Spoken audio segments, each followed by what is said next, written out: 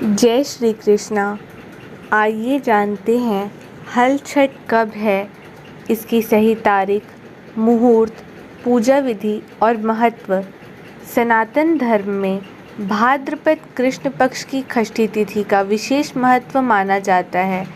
इस दिन महिलाएं हल छठ का व्रत रखती हैं, जिसे ललही छठ, हल षष्ठी व्रत के नाम से भी जाना जाता है। इस दिन बलराम जयंती भी मनाई जाती है। चलिए जानते हैं इस साल हल छठ कब है और इसकी पूजा विधि क्या है। हल छठ का पर्व जन्माष्टमी से 2 दिन पहले मनाया जाता है।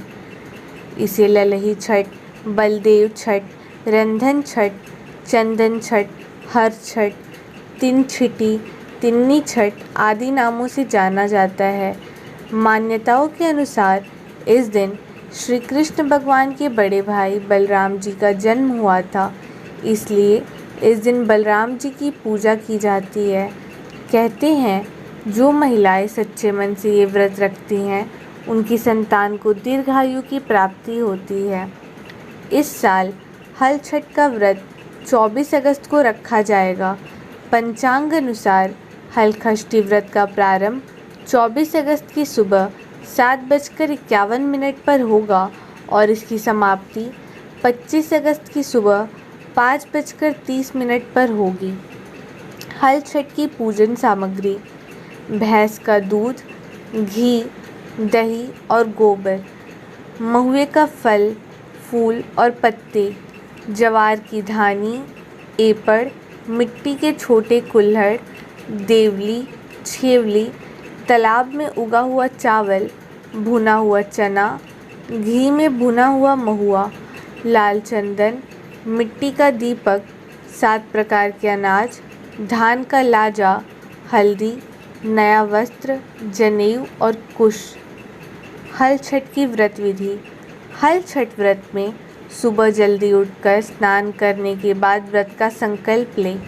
आमतौर पर यह व्रत पुत्रवती स्त्रियां ही करती हैं। इस दिन माताएं अपने पुत्रों की रक्षा और अच्छे स्वास्थ्य की कामना के लिए व्रत रखती हैं।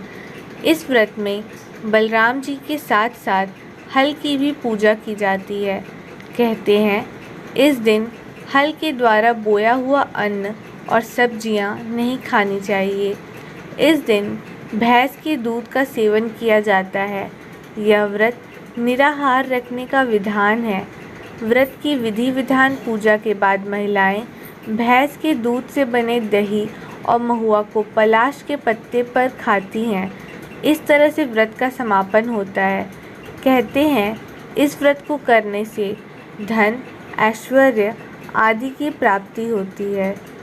हल छठ पूजा विधि: हल छठ वाले दिन सुबह जल्दी उठकर महुए की दातुन से दांत साफ कर लें। इसके बाद स्नान आदि से निवृत्त होकर व्रत का संकल्प लें।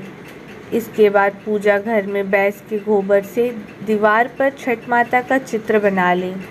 साथ ही हल, सप्तऋषि, पशु, किसान का भी चित्र बनाएं। अब घर में तैयार एपड़ से इन सभी की पूजा की जाती है। फिर चौकी पर एक कलश रखें। इसके बाद भगवान गणेश और माता पार्वती की प्रतिमा को स्थापित करें और उनकी विधि विधान से पूजा करें। इसके बाद एक मिट्टी के कुल्हड़ में ज्वार की धानी भरें।